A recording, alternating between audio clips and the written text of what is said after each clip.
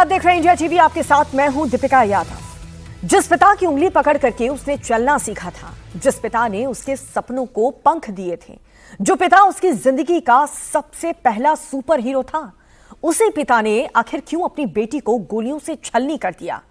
जिस बेटी को उसने नाजों से पाला था, उसी के शरीर पर एक के बाद एक 4 गोलियां आखिर क्यों उतार दी। दिल्ली से सटे गुरुग्राम में टेनिस प्लेयर राधिका यादव के मर्डर से आज पूरा देश सन्न है। 25 साल की राधिका, जो गुरुग्राम में ही टेनिस एकेडमी चलाती थी, उसे उसके ही पिता ने आखिर क्यों जान से मार दिया। क्या राधिका मर्डर केस के पीछे कोई लव एंगल है? क्या यह हत्या झूठी शान को लेकर की गई है? क्योंकि राधिका के पिता दीपक यादव ने पुलिस के सामने कत्ल की जो वजह बताई है, वो किसी के भी गले से नहीं उतर पा रही। दीपक ये कह रहा है कि लोग ताना मारते थे कि वो बेटी की कमाई खाता है, और उसी से तंग आकर उसने राधिका को जान से मार दिया। लेकिन क्या यही सच है, या राधिका के मर्डर के पीछे वजह कुछ और है? क्योंकि दीपक के रिश्तेदार और जानने वाले जो बता रहे हैं, वो राधिका के पिता की थ्योरी से मेल नहीं खा रहे। जिस बेटी का म्यूजिक वीडियो पापा को पहले पसंद आया, क्या बाद में उसी वीडियो की वजह से दीपक ने राधिका को मारा? राधिका ने शूट के दरमियान मुझे बताया था कि उनके फादर को गाना बहुत अच्छा लगा। तो इसका मतलब फादर की परमिशन भी थी।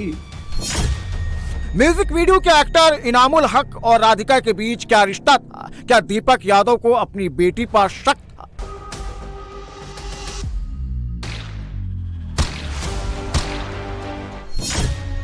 जिस राधिका को बचपन में खुद टेनिस सिखाने ले जाता था दीपक, क्या बड़ी होने के बाद वही टेनिस का शौक बना राधिका की मौत की वजह?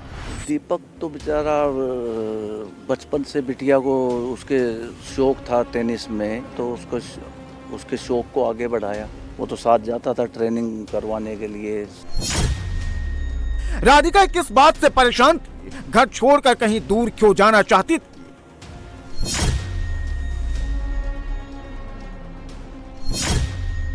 मर्डर से पहले दीपक यादव ने राधिका का सोशल मीडिया अकाउंट क्यों डिलीट करवाया? गुरुग्राम के होनहार टेनिस खिलाड़ी राधिका यादव का अंतिम संस्कार हो गया है, लेकिन उसकी चिता की इस आग की तरह उसकी मौत को लेकर भी कई सवाल सुलग रहे हैं। गुरुग्राम की टेनिस प्लेयर राधिका यादव की हत्या किस वजह से हुई?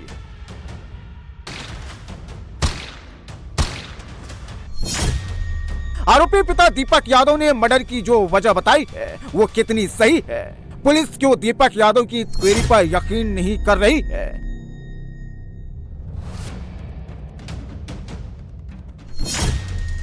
बेटी को एक के बाद एक 4 गोली मारने वाले दीपक ने पुलिस को बताया है कि लोग बेटी की टेनिस एकेडमी को लेकर ताना मारते थे, कहते थे कि वो बेटी की कमाई खा रहा है। उसने बेटी को एकेडमी बंद करने को कहा, लेकिन वो नहीं मानी, तो उसने उसे गोली मार दी।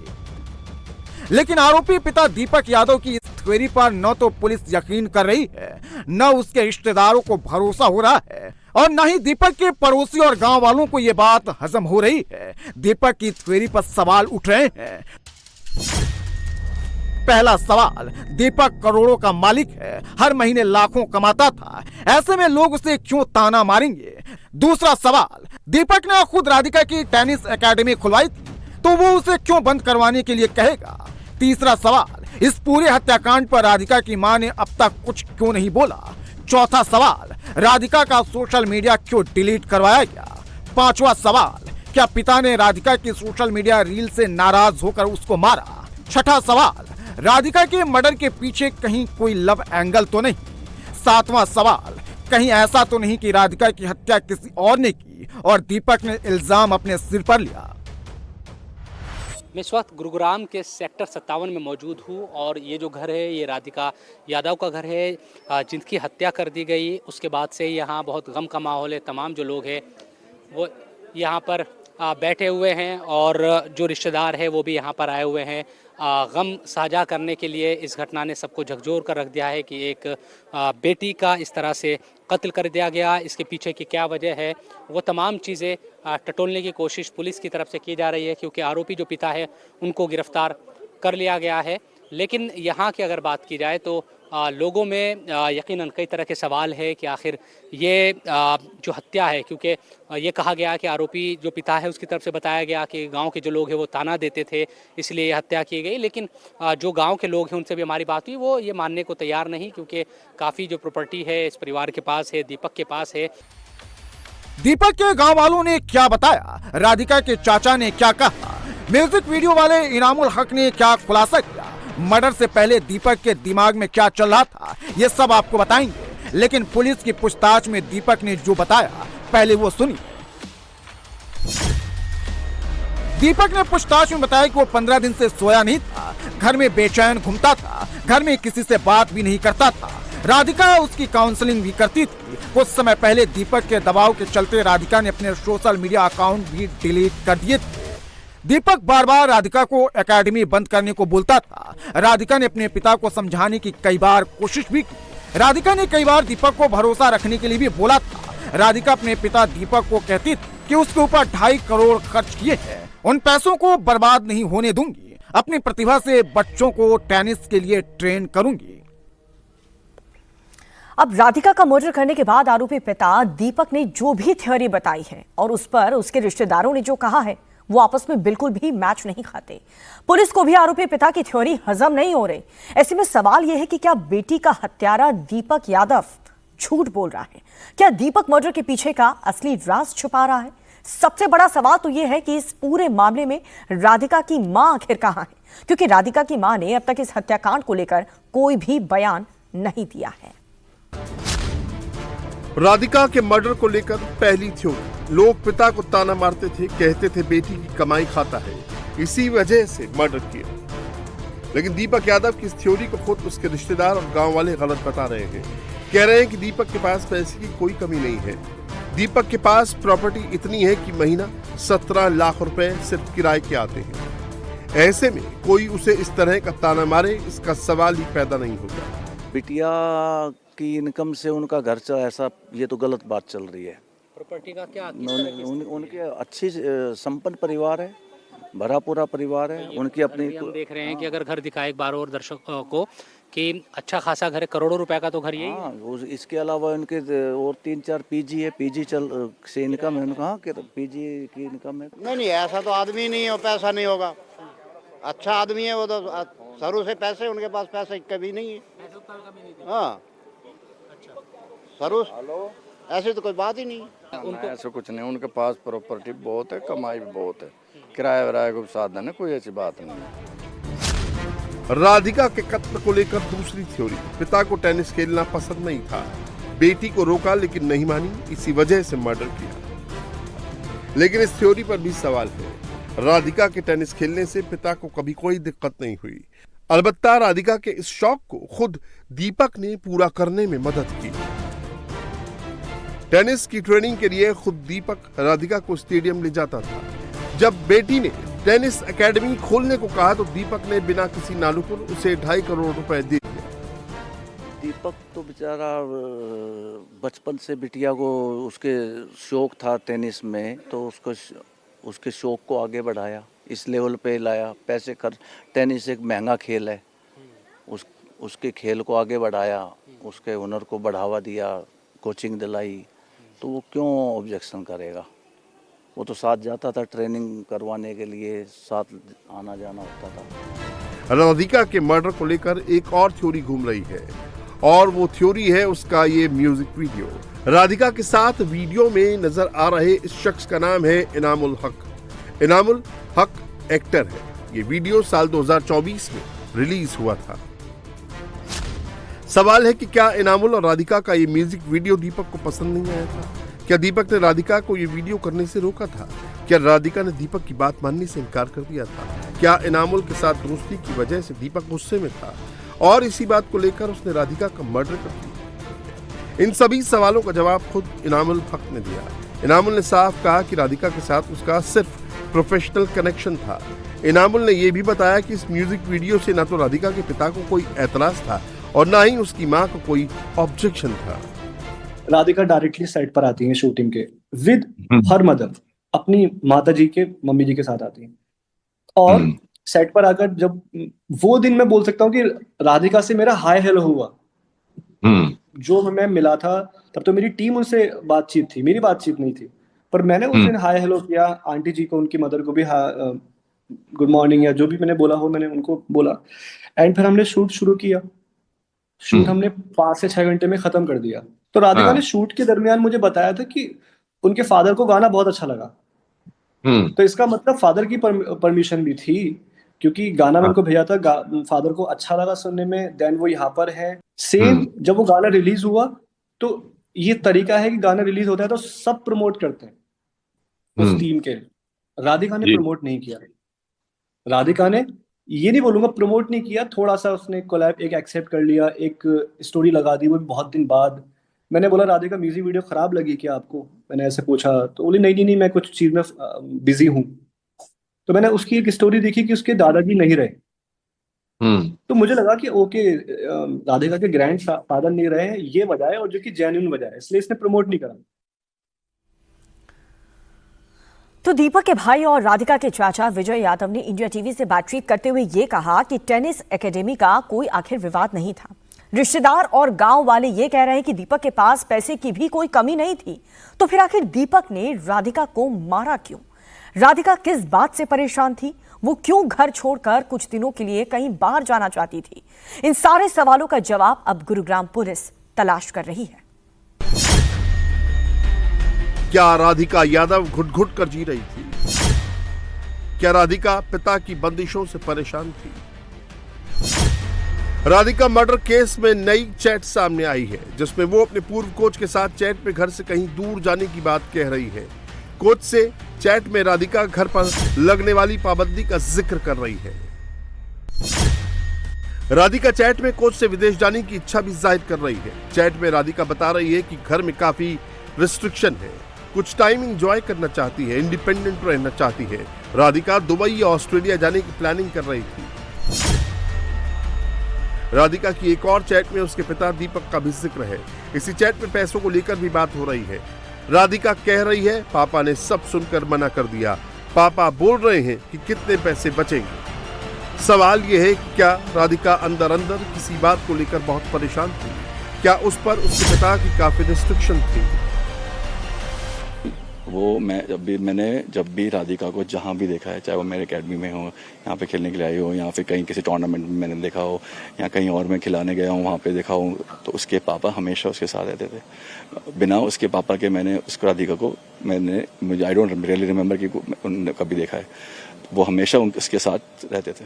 जैसे आपकी एकेडमी में भी आती थी या कहीं टूर्नामेंट भी खेलने जाती थी, तो 4-5 घंटे तो लगते होंगे, तो उस दौरान वो इंतजार कर रहे होते थे? हाँ, वेट करते थे। वेट करते थे बाहर गाड़ी में बैठ रहे थे, गाड़ी में मतलब जैसे यहाँ पे बाहर है तो बाहर एकेडमी कोर्ट के बाहर गाड़ी में पार्क करके वहाँ पे, यहाँ जहाँ जैसे बैठने की जगह है, जैसे अपनी जगह वेट करते थे। जबकि घर पास में ही है, फिर उसके बावजूद भी वो यहीं पे वेट करते थे 4-4, 5-5 घंटे, जितने भी टाइम हो वहीं वेट करते थे। इधर पुलिस की जांच में पता चला है कि आरोपी दीपक यादव बेहद गुस्सैल किस्म का है। दीपक छोटी छोटी बात पर गुस्सा करता है। पुलिस सूत्रों के मुताबिक एक बार दीपक की पत्नी मंजू यादव अपने देवर से बात कर रही थी। इस बात को लेकर भी वो बहुत गुस्सा हुआ था। बाहर का कोई शख्स उसकी बेटी या पत्नी के बारे में कुछ कह देता था तो वो घर आकर उन पर गुस्सा होता था। पिछले कुछ दिनों से राधिका गुरुग्राम के इस टेनिस एकेडमी में बच्चों को ट्रेनिंग दे रही थी। इस दौरान उसका पिता एक बार भी उसे देखने यहाँ नहीं आया। राधिका यादव हत्याकांड मामले में एक जो सबसे अहम कड़ी है वो है ये टेनिस कोर्ट, ये टेनिस एकेडमी, जहां पर राधिका यादव जो है वो ट्रेनिंग देती थी। और यहां पर जो है वो ट्रेनिंग देती थी और बताया जा रहा है कि इसी को लेकर बाप बेटी के बीच में विवाद था, जो पुलिस की शुरुआती जांच में सामने आया। फिलहाल यहाँ के केयरटेकर हैं, इनसे हम बात करते हैं। क्या नाम है आपका? तनु सर। तनु, तो तनु ये बताइए कि राधिका यादव यहाँ पर यहीं पे सिखाती थी ट्रेनिंग? हाँ जी सर। हाँ, कितने टाइम से वो यहाँ पर टेनिस सिखाती? 1 महीना हुआ होगा, 1 महीना या 25 दिन। तो ये बताइए कभी उनके राधिका के पिता को यहाँ पर आपने देखा? नहीं सर, वो कभी नहीं आए यहाँ पे। और जब वो टेनिस सिखा रही होती थी बच्चों को तो खुश रहती थी या फिर किसी तरह की कोई? एकदम खुश रहते थे, मतलब बोलचाल भी सही था। हाँ। ऐसे में सवाल ये है कि दीपक ने किस बात को लेकर राधिका का मर्डर किया। मर्डर की जो वजह दीपक बता रहा है उसमें कितनी सच्चाई है, पुलिस इस मामले में हर एंगल से जांच कर रही है। पुलिस की जांच का पहला एंगल है कि क्या वाकई दीपक ने टेनिस एकेडमी से नाराज होकर मर्डर किया। दूसरा एंगल है कि क्या दीपक वाकई बेटी के सोशल मीडिया पर एक्टिव होने से नाराज था। पुलिस इस एंगल से भी जांच कर रही है कि कहीं मर्डर के पीछे कोई और तो नहीं, या फिर मर्डर का कोई लव एंगल तो नहीं। और अब बात करेंगे छांगुर उर्फ पीर बाबा की, जो गरीब और दलित हिंदू लड़कियों को पैसे का लालच दिखाकर प्रेम जाल में फंसाकर धर्म परिवर्तन कराता था। उसके धर्मांतरण मॉड्यूल को लेकर के एक बहुत बड़ा खुलासा हुआ है। छांगुर अपने सहयोगियों और एजेंट के साथ फोन पर बातचीत में किन कोड वर्ड्स का इस्तेमाल करता था, यूपी एटीएस ने उसे अब डिकोड कर लिया है। लड़कियों के लिए किन शब्दों का इस्तेमाल किया जाता था, धर्मांतरण कराने के लिए क्या कोड बताए जाते थे, सब कुछ देखिए इस रिपोर्ट में।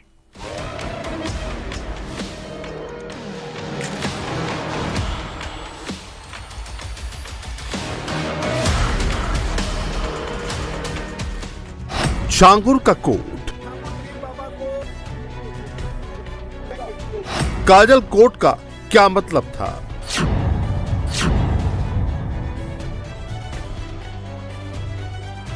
छांगुर के प्रोजेक्ट का क्या है राज?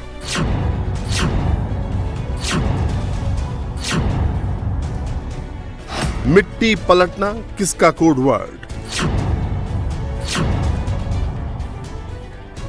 दर्शन शब्द का कब करता था इस्तेमाल? अवैध धर्मांतरण के मामले में जैसे जैसे जांच आगे बढ़ रही वैसे वैसे छांगुर और जलालुद्दीन के धर्मांतरण रोग का एक एक रहस्य सामने आने लगा है। दलित और गरीब हिंदू लड़कियों के साथ किए गए छल का सच सामने आने लगा है। छांगुर एंड गैंग का कोडवर्ड अब डिकोड होने लगा है।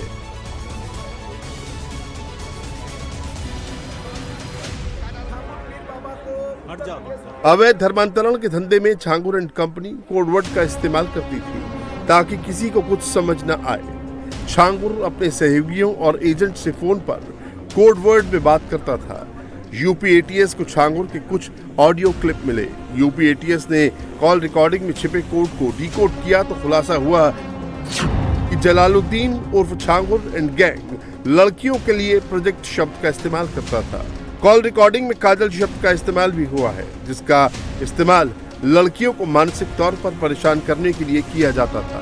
कॉल रिकॉर्डिंग में मिट्टी पलटना का भी इस्तेमाल किया गया, जिसका मतलब धर्मांतरण कराना होता था। छांगुर के ऑडियो क्लिप में दर्शन कोड भी मिला, जिसका इस्तेमाल जलालुद्दीन और छांगुर से लड़कियों को मिलवाने के लिए किया जाता था।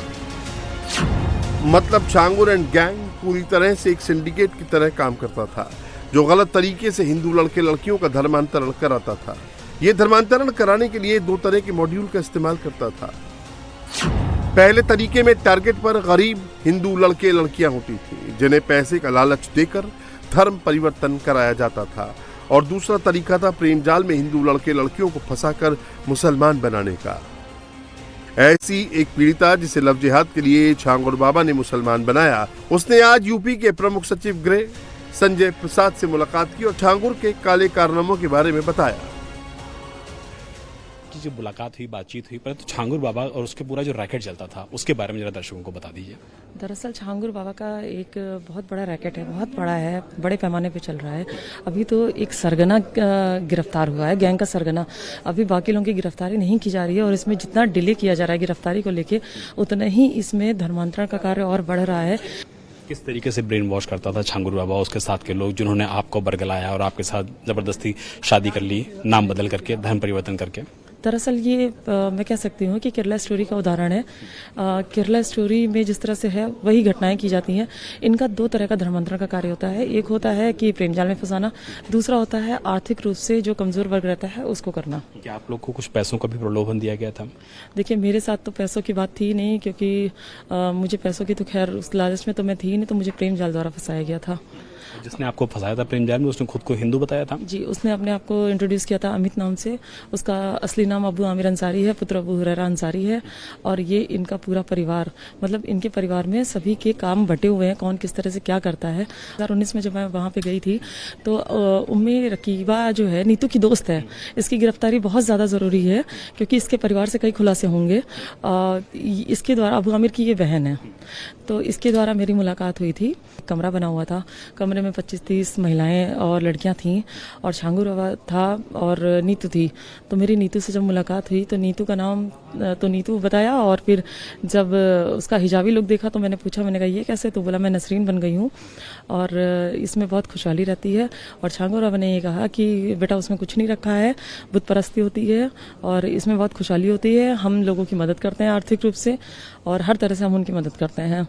नीतू भी आप लोगों से कहती थी कि हिंदू धर्म में कुछ नहीं, मुझे देखो मैंने तो इस्लाम कबूल कर लिया, आप कबूल करो, आपको ये फायदा मिलेगा। जी हाँ, नीतू ने कहा कि दरअसल नीतू ने बताया कि वो एक बार मतलब बाबा से जब मिली थी तो उस समय बाबा ने दुआ कुछ करी थी जिससे उसकी बच्ची जो है, जो नाबालिग बच्ची है, तो वो ठीक हो गई थी। तो बाबा के पास रूहानी ताकतें हैं, वो डायरेक्ट अल्लाह से बात करते हैं और इसलिए मतलब बहुत फायदे में रहोगी। मूसा सचिव गृह से आपकी मुलाकात हुई है, क्या आश्वासन मिला है? आश्वासन तो मुझे सिर्फ आश्वासन हम पीड़िताओं को मिलता है, अब कार्यवाही देखते हैं क्या होती है। छांगुर के धर्मांतरण रैकेट की जांच में यूपी एटीएस जुटी हुई है। एटीएस को शक है कि अवैध धर्मांतरण के लिए जलालुद्दीन उर्फ छांगुर को विदेशों से 200 करोड़ रुपए से ज्यादा की फंडिंग हुई। इसे लेकर ही लगातार तीसरे दिन एटीएस की टीम छांगुर और उसकी गर्लफ्रेंड नीतू उर्फ नसरीन से पूछताछ कर रही है, जिसमें खुलासा हुआ है कि नवीन उर्फ जमालुद्दीन के 6 बैंक अकाउंट में 34 करोड़ रुपए आए थे, तो वहीं नीतू उर्फ नसरीन के 8 बैंक खातों में 14 करोड़ रुपए आए, जबकि जलालुद्दीन उर्फ छांगुर के 6 बैंक अकाउंट में 6 लाख रुपए जमा हुए। इन अकाउंट में धर्म परिवर्तन करने के लिए पाकिस्तान, दुबई, सऊदी अरब और तुर्की से पैसे भेजे गए। छांगुर और नीतू ने एटीएस के सामने ये कबूल किया कि वो अवैध धर्मांतरण के धंधे में पिछले 15 सालों से शामिल था और हिंदुस्तान को मुस्लिम राष्ट्र बनाने का सपना देख रहा था। फाइनेंशियल ट्रांजैक्शन है वो एक अकाट्य सबूत है। जो बाहर से पैसे आ रहे थे वो लगभग 40 अकाउंट्स में आए हैं, जो सब छांगुर बाबा के गैंग से लिंक्ड है। ये जो फाइनेंशियल ट्रांजैक्शंस हैं ये स्वयं में इस गैंग के लिंकेज को एक्सपोज करते हैं और इस पर एटीएस काम कर रही है। छांगुर बाबा के पास एक मजार का कवर था और मजार के चढ़ावे के रूप में ये हवाला ट्रांजैक्शंस को प्राप्त कर सकता था। इसको प्रूव करना थोड़ा मुश्किल होगा, लेकिन हर एक एंगल पर एटीएस इन्वेस्टिगेट कर रही है। छांगुर के धर्मांतरण का जाल सिर्फ यूपी के बलरामपुर और आजमगढ़ में ही नहीं फैला था, बल्कि उसका नेटवर्क नेपाल से लेकर दुबई और पाकिस्तान तक एक्टिव था। इस बात का दावा वसीउद्दीन उर्फ बबलू ने किया है। वसीउद्दीन उर्फ बबलू वो शख्स है जिसे छांगुर ने मधुपुर में आलीशान कोठी बनाने का ठेका दिया था, लेकिन इसी दौरान धर्मांतरण और पैसे के लेन देन को लेकर दोनों के बीच झगड़ा हुआ। मामला कोर्ट कचहरी तक पहुंच गया, जिसके बाद वसीउद्दीन ने छांगुर की शिकायत प्रधानमंत्री कार्यालय और मुख्यमंत्री कार्यालय तक कर दी थी, जिसके बाद ये एक्शन हुआ है। हमारा इसका एग्रीमेंट जो हुआ था 2 करोड़ 70-75 लाख का हुआ था, जो हमें छोटा मोटा काम करने के लिए बताया गया था, लेकिन ये पूरा उतरौला गवाह है, प्रमाणित नक्शे हमारे पास, लेबर 70-80 जो उसमें काम किए वो गवाह हैं। इसने मुझसे काम लगभग 12 करोड़ का करवा लिया। मकान बन रहा था तो इसका एक खानका भी है उसी मकान के सामने रोड के पश्चिम साइड। पैर रखने की जगह नहीं है, गाड़ियों की लाइन लगी रहती थी, अक्सर रातों में लोगों का आना जाना होता था। जब कोई आता था तो ये उस वक्त सीसीटीवी भी बंद होते थे, उस वक्त लाइट भी बंद होता था, वहाँ कोई बाहरी आदमी नहीं जाता था।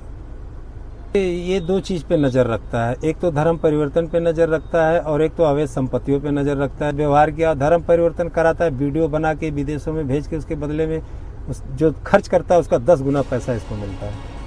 उसी पैसे का ये दुरुपयोग करता है हिंदुस्तान में। उसके बाद हमारा इसका लड़ाई शुरू हुआ तो इसने हमें मिटाने में कोई कसर नहीं रखा। हमारे लड़के की हत्या भी करा दी, हमारी भी हत्या करा सकता है, इसमें कोई शक नहीं है। हमने प्रधानमंत्री मुख्यमंत्री जी के यहाँ जो हमने एप्लीकेशन रजिस्ट्री किया उस पर कार्रवाई हमने एसटीएफ को भी जो है अपना बयान दर्ज कराया और बाद में ये पता चला कुछ दिन के बाद कि ये 20,000 लोगों को ये हिंदू से मुसलमान बना चुका है।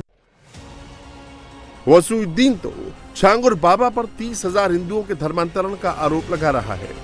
जलालुद्दीन और छांगुर पर यह भी आरोप है जो उसके धर्मांतरण के धंधे में रोड़ा बनने की कोशिश करता था। छांगुर एंड गैंग पहले उसे धमकी देता था, फिर रेप जैसे केस में फंसा देता था। अगर इस पर भी नहीं मानता था तो वो उसे मरवा देता था। छांगुर बाबा के यहाँ जो है मुंशी का काम करते थे, देखभाल मेरा काम था लेबर ओवर का। अचानक ऐसे बुलाया कमरे में, वो कहने लगा कि जो है हरजीत एक काम करो कि तुम धर्मांतरण कर लो, तुम्हें पैसा मिलेगा, इज्जत मिलेगा, शोहरत मिलेगा। ये नवीन को देख लो, नीतू को देख लो, आज कितने ऐसो आराम से लोग ज़िंदगी काट रहे हैं। हमने कहा बाबा आप ये क्या कह रहे हो? बोले देखो जिस बजरंग बली की पूजा करते हो, जिसके माँ बाप का पता ही नहीं है, उसकी पूजा कर रहे हो, इस्लाम धर्म अपना लो। हमें अवॉइड कर गए। उस दिन हम नहीं कुछ बोले। दो तीन दिन के बाद फिर हमको जो है प्रेशर डाला। वो ऐसे जब हम पागल हो गए एकदम, तो हमने बाबा से झगड़ा किया। इतने में नवीन जो है हमारे ऊपर टूट पड़ा, बोला जान से मरवा दूंगा। उसके बाद वहाँ से हम भागे तो थाने पे गए। तारीर हमने थाने पे दिया लेकिन कोई सुनवाई नहीं हुई। यहाँ से भाग के हम बलरामपुर गए, वहाँ भी कोई सुनवाई नहीं हुई। 2 नवंबर 2022 को जब हमने बाबा के खिलाफ धर्म परिवर्तन का मुकदमा दाखिल करवा दिया, तो जब बाबा को पता चला तो और प्रेशर हमारे ऊपर डालने लगा। प्रेशर डाला। कुछ समय के बाद उसने हमारे ऊपर जो है, कुछ टाइम जब बीत गया तो उसने हमारे ऊपर 76 का मुकदमा, एक पिंकी नाम की लड़की थी हरैया थाना की, उस लगभग हमारे घर से कम 100 किलोमीटर का आसपास की दूरी है, उसने लिखवा दिया कि हरजीत ने हमारे साथ बलात्कार किया। हमारे के बाद बाबा 4-5 की संख्या में वो वहाँ आया, जिसके साथ में नवीन रोहरा भी था। बातचीत बढ़ने लगी तो हमने कहा बाबा किस लिए? बोले ऐसा है कि जो तुमने बयान दिया है, जो मुकदमा लिखवाए हो, उसमें बयान लिखित रूप से वापस ले लो और 2.5 लाख रुपया भी मैं तुम्हें दे दूंगा, और तुम्हारे ऊपर जो बलात्कार का मुकदमा लिखा गया है वह मुकदमा हम वापस करवा देंगे, तुम एकदम फ्री हो जाओगे। छांगुर के धर्मांतरण रोग की जांच जैसे जैसे आगे बढ़ रही है, वैसे वैसे पीड़ित भी सामने आ रहे हैं। इसमें एक नाम है संचित का, जो छांगुर बाबा का घरेलू नौकर था। उसने भी बताया कि धर्म परिवर्तन के लिए छांगुर ने पहले उसे पैसे का लालच दिया और बाद में गोली मारने की धमकी भी दी। छांगुर बाबा के यहाँ हम झाड़ू पोछा का काम कर रहे थे, और उसके बाद छांगुर बाबा कुछ दिन 6-7 महीना काम किए। उसके बाद वो बोले कि अपना धर्म परिवर्तन बदल दो, हम तुमको इतना पैसा देंगे, तुम्हारे बच्चे का शादी हो जाएगा, तुम्हारे बच्चे का बिल्कुल अच्छे से रखेंगे, तुम्हारा घर बन जाएगा, गाड़ी हो जाएगा, और उसके बाद में यहाँ बोले कि तुम्हारा भी ज़िंदगी संवर जाएगा। हम कहें बाबा ये नहीं हो पाएगा हमारा, हम धर्म परिवर्तन, हमारा सनातन धर्म चल रहा है। हमारे दादा और हमारे बाबा, हमारे आजी सब भगत थे, हम ये काम नहीं करेंगे। तो हमको बोले कि अगर नहीं करोगे, इतना पैसा तुम्हारे पास हम खर्चा किए हैं, तो तुमको गोली से मार दिया जाएगा। छांगुर एंड गैंग को लेकर एक और खुलासा हुआ है। छांगुर गैंग के 4 सदस्यों के पासपोर्ट नेपाल से बनवाए गए थे। इन्हीं पासपोर्ट से वीजा बनवाकर वो विदेश यात्रा करते थे। छांगुर के खातों में ट्रांजैक्शन डोनेशन के नाम पर होती थी। छांगुर बाबा ने एटीएस की रिमांड में पूछताछ के दौरान कबूल किया है कि डोनेशन के पैसे का इस्तेमाल अवैध धर्मांतरण में किया जाता था। छांगुर और नीतू 16 जुलाई तक यूपी एटीएस की रिमांड पर है, जहां दोनों से अवैध धर्मांतरण के बारे में पूछताछ हो रही है। कितनी हिंदू लड़कियों को कब मुसलमान बनाया, इसका डेटा खंगाला जा रहा है, क्योंकि उत्तर प्रदेश के मुख्यमंत्री योगी आदित्यनाथ ने साफ कर दिया है कि अवैध धर्मांतरण के जल्लाद को जड़ से मिटा कर रहेंगे। आपने देखा होगा किस प्रकार की साजिशें हो रही है। अभी बलरामपुर में एक बड़ी कार्रवाई को हम लोगों ने आगे बढ़ाया है, आपने देखा होगा, उसने रेट तय किए, यानी कैसे धर्मांतरण के कार्यक्रम को आगे बढ़ाना है।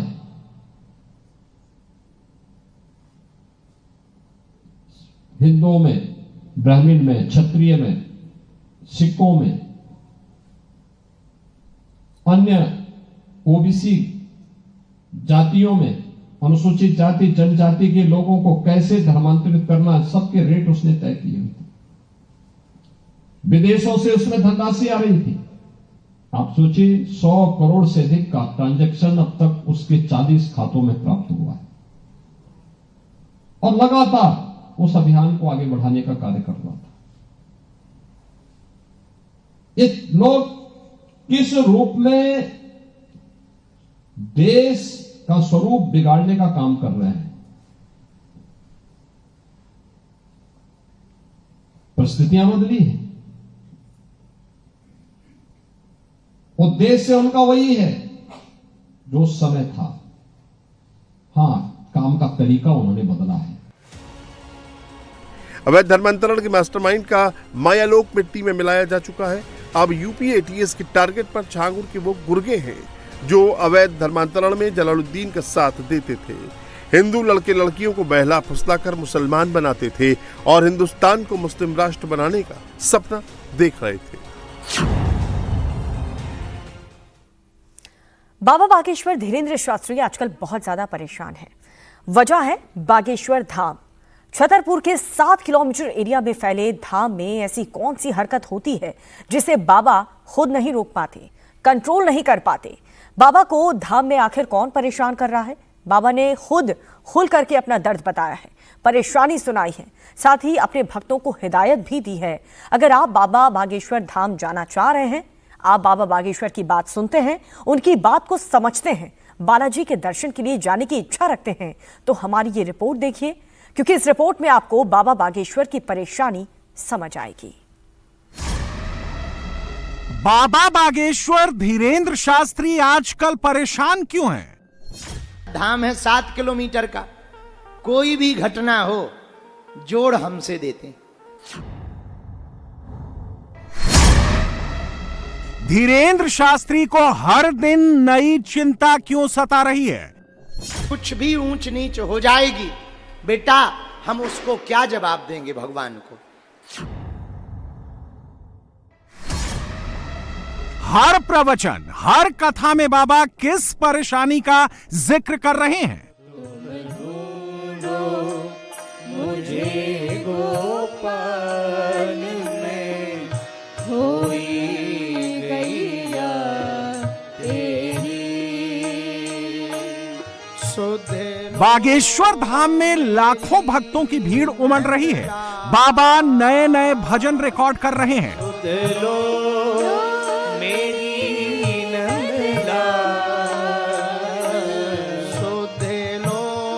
हर दिन बाबा के फॉलोअर्स बढ़ते जा रहे हैं।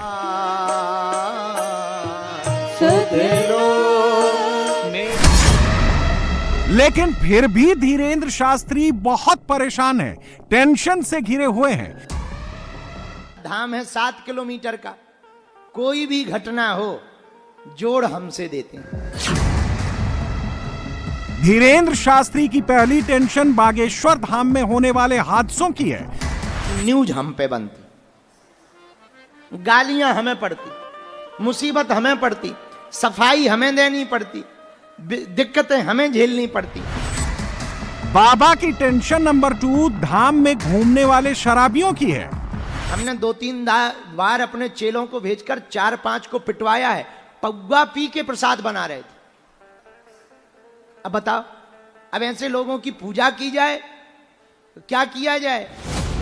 बाबा की टेंशन नंबर 3 धाम में घूमने वाले उत्पातियों की है, साजिश रचने वालों की है। सब उंगलियां एक जैसी नहीं होती, सब रहने वाले जरूरी नहीं है भक्ति ही हो, कुछ काल नेमी भी होते। हाँ, तुमने देखा नहीं, सब साधु थोड़ी होते हैं, कुछ असाधु भी होते हैं। धीरेन्द्र शास्त्री की टेंशन नंबर 4 चेलों से जुड़ी है, क्योंकि चेलों की भीड़ में भक्ति का चोला ओढ़कर कोई भी फ्रॉड कर सकता है। हमारे चेले ऐसे हैं कि हमारे पीठ फेरने के बाद खुद पीठाधीश्वर बन जाते हैं। परेशानी बहुत है, लेकिन सबसे बड़ी परेशानी यह है कि धाम में कुछ भी हो हेडलाइन बन जाता है, उससे बाबा बागेश्वर के धाम का नाम जुड़ जाता है। 7 किलोमीटर बड़े बागेश्वर धाम में हादसा कहीं भी हो, गलती किसी की भी हो, खबर में नाम बागेश्वर धाम का ही छपता है, हेडलाइन धीरेन्द्र शास्त्री ही बनते हैं। पिछले महीने बागेश्वर धाम में टेंट गिर गया था। हादसे में एक भक्त की मौत हो गई, कई लोग घायल हो गए। धीरेन्द्र शास्त्री जिस पंडाल में कथा कहते हैं, यह हादसा उस जगह से बहुत दूर हुआ। हादसे का कथा पंडाल से कोई लेना देना नहीं था। बागेश्वर धाम में बारिश से बचने के लिए कुछ लोग एक टेंट के नीचे छिप गए, तभी टेंट गिरा और हादसे में एक व्यक्ति की मौत हो गई। लेकिन खबर छपी तो ऐसा लगा कि हादसा कथा पंडाल में हुआ है। हालात भगदड़ जैसे हो गए, जबकि पंडाल से हादसे का कोई कनेक्शन नहीं था। हादसा धीरेन्द्र शास्त्री के बर्थडे के आसपास हुआ। धीरेन्द्र शास्त्री ने सारे कार्यक्रम रद्द कर दिए। एक दिन का चढ़ावा भी मृतक के परिजनों को दे दिया। हमने ऐसा विचार किया कि कल जो भी हमको चढ़ोतरी मिली है, उस पूरी चढ़ोतरी को मृतक परिवार को सौंपा जाए ताकि उनका जीवन धन्य हो जाए। इस हादसे के कुछ दिन बाद ही दूसरा हादसा हो गया। बागेश्वर धाम में होटल की दीवार ढह गई, एक महिला की मौत हो गई, कई लोग जख्मी हो गए। इस हादसे का भी धीरेन्द्र शास्त्री और उनके आश्रम से कोई कनेक्शन नहीं है। यह हादसा एक प्राइवेट होम स्टे के अंदर हुआ। बागेश्वर धाम आए कुछ भक्त इस होम स्टे के अंदर रुके थे, तभी बारिश के चलते उसकी दीवार ढह गई। हादसे के बाद बागेश्वर धाम फिर हेडलाइन बन गया, जबकि धीरेन्द्र शास्त्री के आश्रम या पंडाल से इसका कोई डायरेक्ट कनेक्शन नहीं था। कुछ दिनों से बहुत उपद्रव चल रहे, जब से हम विदेश गए इतने उपद्रव चल रहे। कभी गुच्ची जैकेट पे, कभी चश्मा हमारा वायरल किया, फिर जैकेट पे उपद्रव किया।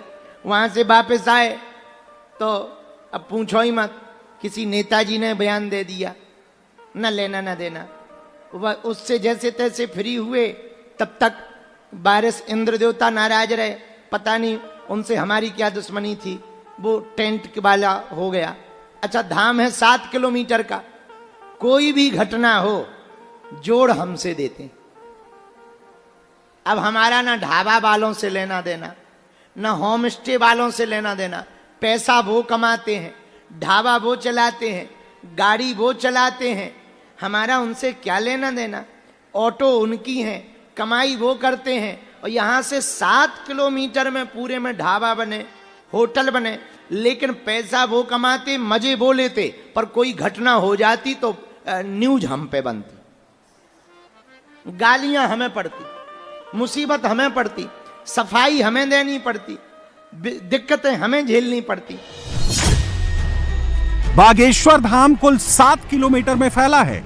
एक हिस्से में बागेश्वर बालाजी, सन्यासी बाबा समेत अन्य मंदिर बने हैं। करीब 1 लाख स्क्वायर मीटर में अलग अलग पंडाल बने हैं। सबसे बड़े पंडाल में धीरेन्द्र शास्त्री कथा कहते हैं, दूसरे पंडाल में अन्नपूर्णा रसोई चलती है। बागेश्वर धाम के दूसरे हिस्से में होटल, होम स्टे, दुकानें, रेस्टोरेंट बने हुए हैं। रोजाना हजारों भक्त बागेश्वर धाम आते हैं। कई दिन बालाजी की सेवा के लिए वहां रुकते हैं। रुकने के लिए होम स्टे और होटल्स जाते हैं। बाबा की परेशानी यह है कि उनके पंडाल के बाहर भी अगर किसी के साथ हादसा होता है तो बागेश्वर धाम को हेडलाइन बनाया जाता है। उनके विरोधी बागेश्वर धाम की इमेज को डेंट लगाते हैं। गांव भर के मकान हैं, गांव भर के ढाबा हैं, गांव बाहर के ढाबा हैं, सबके हैं। तो ना जाने कैसे कैसे लोग आते। पर भैया ये जीवन ना बड़ा कठिन है, इस जिंदगी में जवाब देना बड़ा मुश्किल। अच्छा, ये दुनिया को समझ नहीं आता है कि ढाबा क्या है, बागेश्वर धाम क्या है। वो तो सीधा कह देते बागेश्वर धाम पे फिर घटना, सीधा। अरे भाई, हम मानते हैं, पर धाम इतना बड़ा है, उसमें हर जगह हम एक बात, आज ये बात इसलिए हमने उठाई है, एक प्रार्थना करना चाह रहे। जो अंबानी फैमिली में करीब 1 साल पहले हुई शादी इस वक्त एक बार फिर से चर्चा में है। इसकी वजह यह है कि ग्लोबल लेवल पर इस शादी को भारत की सॉफ्ट पावर का एक उदाहरण बताया जा रहा है। ये शादी थी अनंत अंबानी और राधिका मर्चेंट की, जिसने पूरी दुनिया को भारत की वो तस्वीर दिखाई जिसके लिए हमारा देश जाना जाता है। अनंत और राधिका की शादी में पूरी दुनिया के कई देशों से गेस्ट आए। इस ग्रैंड इवेंट में सबने भारत की संस्कृति और आध्यात्म की शक्ति को महसूस किया, तो दूसरी तरफ भारत की भव्यता और वैभव को देखकर हर कोई हैरान रह गया। हर लिहाज से इस शादी ने एक ऐसा स्टैंडर्ड सेट किया है जो पूरी दुनिया के लिए मिसाल बन गया।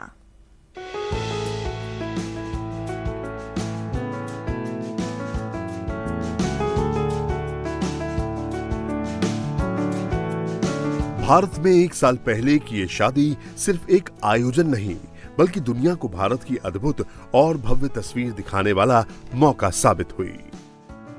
ये शादी थी अनंत अंबानी और राधिका मर्चेंट की, जो एक सामाजिक समारोह नहीं बल्कि ग्लोबल मैप पर भारतीय परंपराओं का सबसे बेहतरीन उदाहरण बनी। पूरी दुनिया ने इस शादी से ये माना कि हिंदू विवाह सदियों से चले आ रहे धार्मिक रीति रिवाज और आधुनिक भव्यता का शानदार संगम साबित हो सकता है। अनंत और राधिका की शादी ने भारत की असली छवि दुनिया के सामने रखी, वो भी ऐसे वक्त में जब भारत विश्व मंच पर आत्मविश्वास से अपनी जगह बना रहा है।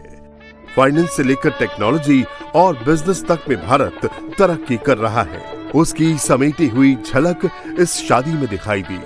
आध्यात्मिक राजधानी यानी भारत की अलौकिक तस्वीर दुनिया ने देखी।